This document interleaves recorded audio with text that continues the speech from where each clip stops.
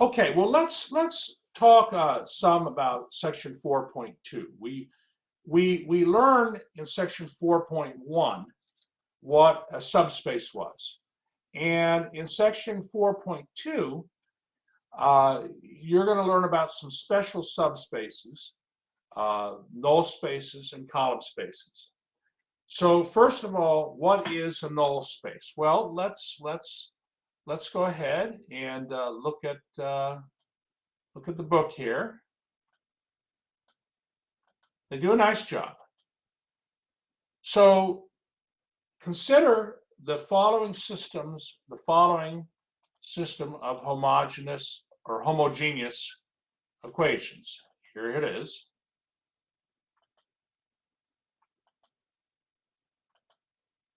Okay. And okay, why is that system, that highlighted system, a homogeneous equation? Or why are they homogeneous equations? The x1 minus 3x2 minus 2x3 equals 0, and negative 5x1 plus 9x2 plus x3 equals 0. That's right, you have zeros on the right side. And if you were to solve,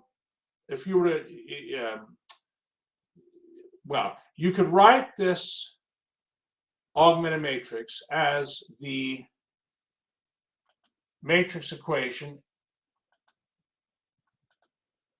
A times X equals 0. Okay, you could write it that way. And where the matrix A is as you see. The set of vectors that satisfy the matrix equation A times X equals 0, well, that's called the null space of a matrix. That's called your null space. Okay, what is happening is in this situation is that hold on here, let me see here.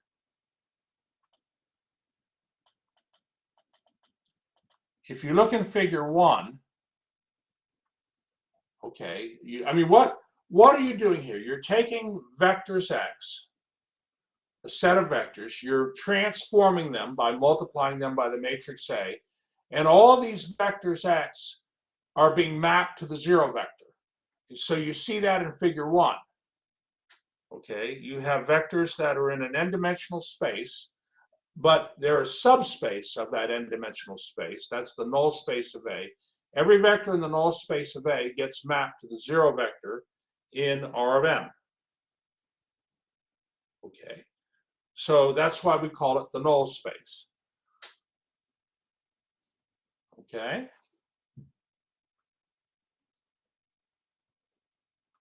So, like for example, in example 1 here,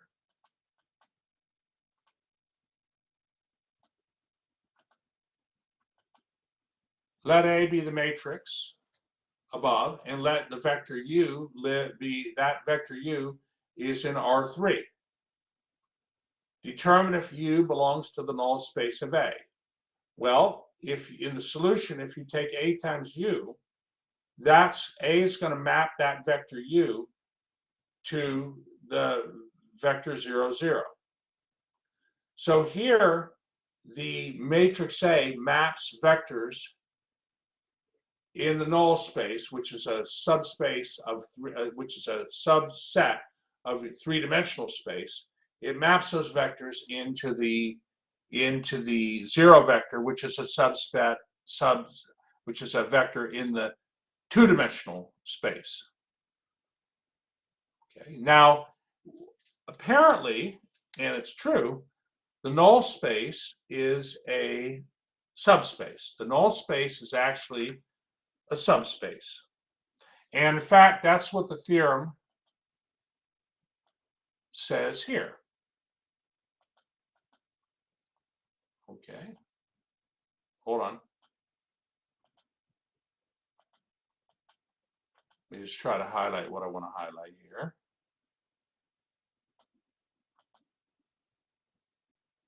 So hold on. Oh, did I lose the book? Hold on, let me get it back. One moment.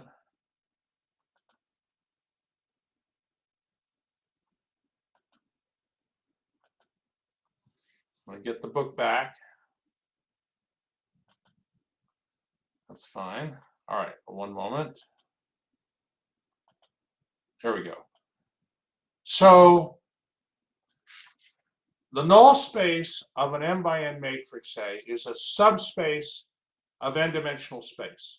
It's a subspace of n-dimensional space.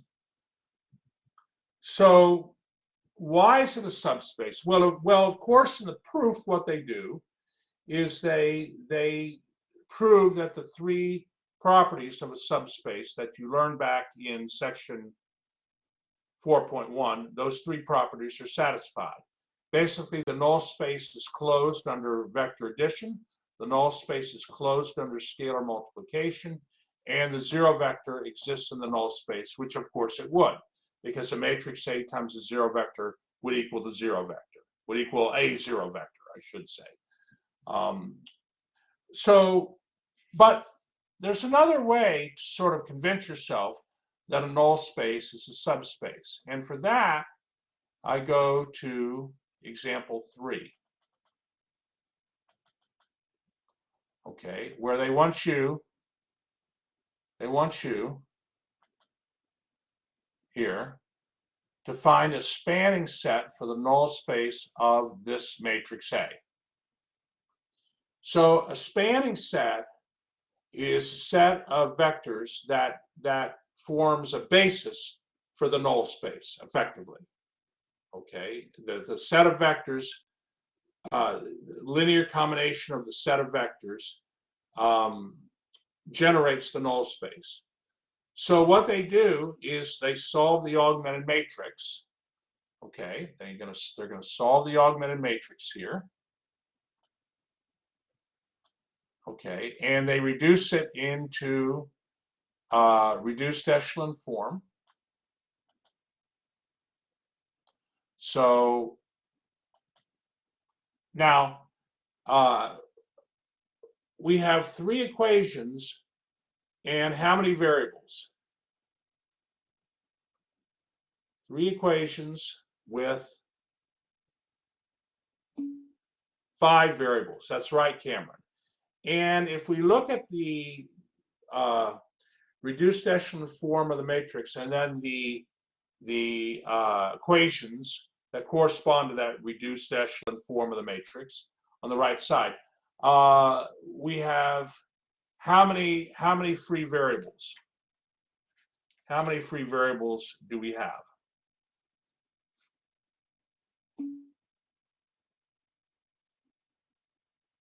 That's right, Mikhail. We have 3 free variables.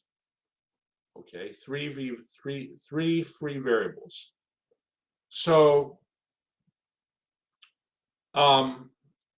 what we need to do is write the parametric.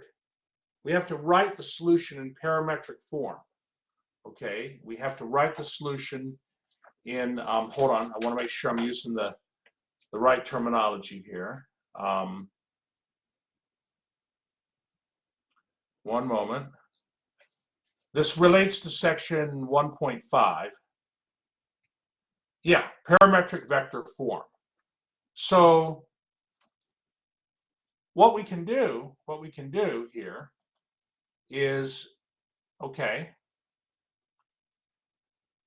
well, let me see, maybe I can go to the whiteboard. One moment. Let me go to the whiteboard.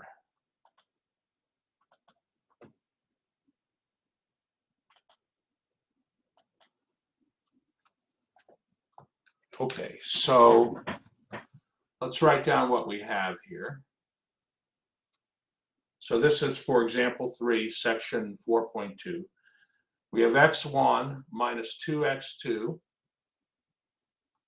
okay, plus 0x3 minus 1x4 plus 3x5 equals 0. And then the next equation is 1x3 plus 2x4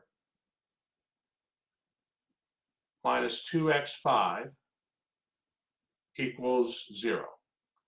And then the last equation was 0 equals 0. That's non-informative. It's true, but it's non-informative.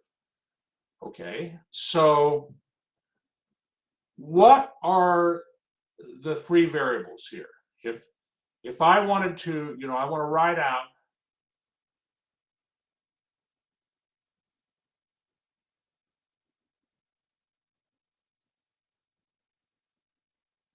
out the solution. Okay, the solution vector x here. Okay.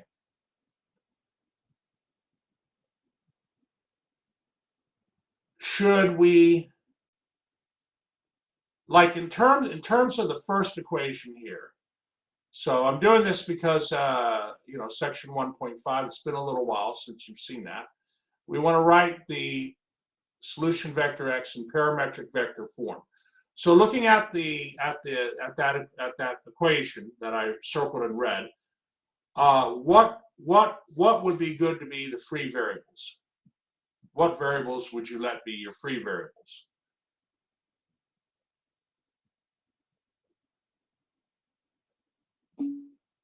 Yes, I agree, Bellen. I would let x4 and x5 be the free variables. So here's x5, here's x4, and then x3 is what? X3 would equal, what would x3 equal?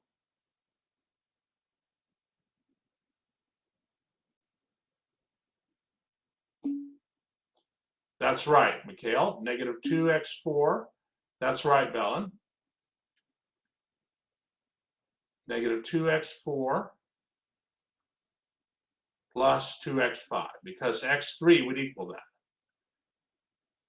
Okay, and then for the first equation here, it would be natural to let x2 be the free variable. So let x2 be itself, and then x1 would equal 2x2 plus 1x4 plus 3x5, or minus 3x5, sorry.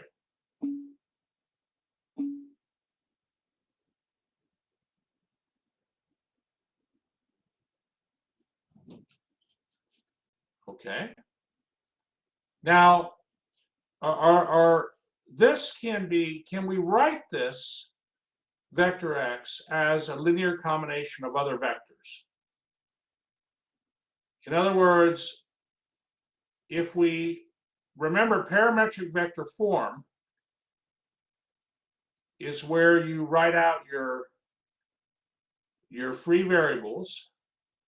Whoops, hold on. How'd that happen? Hold on. I must have hit something I didn't want to hit. One moment. Let me just finish this off here. I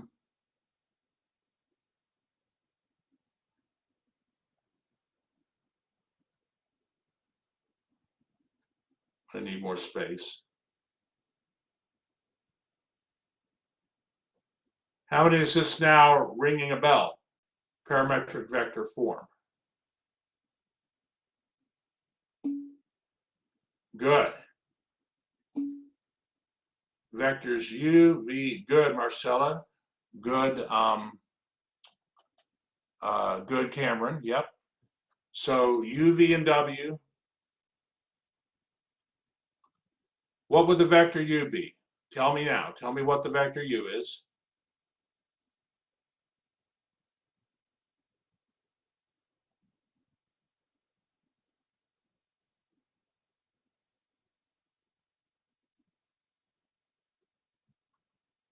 We'll finish this up here real fast. Good. Good, Bellen. 2, 1, 0, 0, 0. And the vector v would be, good, Bellen, 1, 0, negative 2, 1, 0. And the vector w would be Right, -3, 0, 2. I'm going to have to put it up here. I'm sorry. I just don't have room. Yeah, well, I'm worried about running over, you know. But I think I can fit it in right here. What was x5? -3.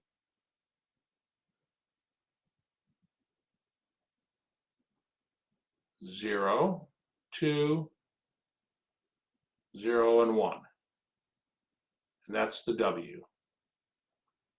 Okay, so what is all of this here? Vector x is in the null space of A, and every vector in the null space of A can be written as this linear combination of variables, right? So the null space is really what? The null space of A, in this case, the null space of A is what?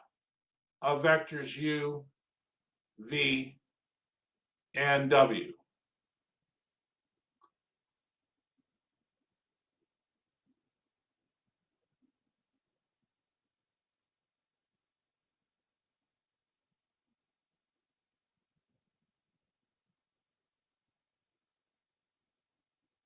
Any vector x can be written as a linear combination of these vectors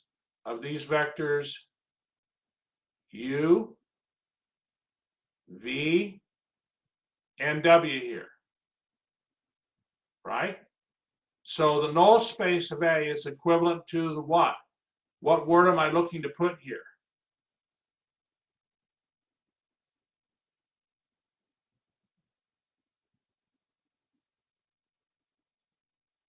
Begins with an S.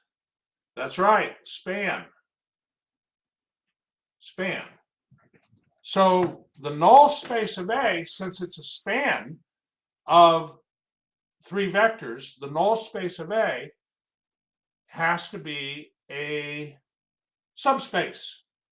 That's another way to think about the null space of A, why it's a subspace, is because you can write the null space of A as some linear combination of vectors. And in this case, the vectors u, v, and w generate the space. They are the spanning set.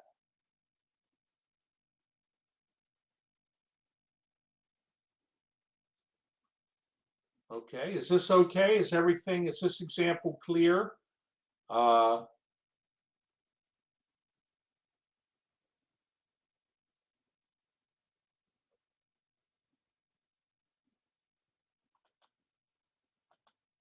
And if we go back to the book, okay, back to the book.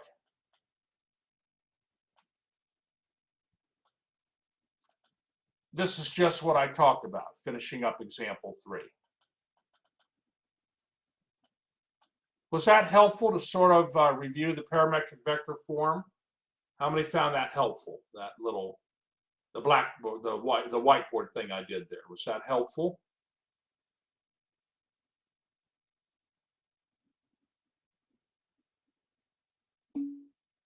Okay, wonderful. Excellent, Cameron. Excellent. Well, so class, we have more to cover in section 4.2, but we're out of time tonight. I have a homework assignment posted for 4.2 that is due on Monday. But I think what I'm going to do is probably that 4.2 assignment, I'm going to have to, nobody's worked on it yet, so I'm going to probably make a new 4.2 assignment that focuses on the null space, exclusively on the null space. And then next week, on Monday, when we cover column space, which is another type of subspace, then I can get the rest of the exercises assigned. So, all right, I'm going to stop the recording.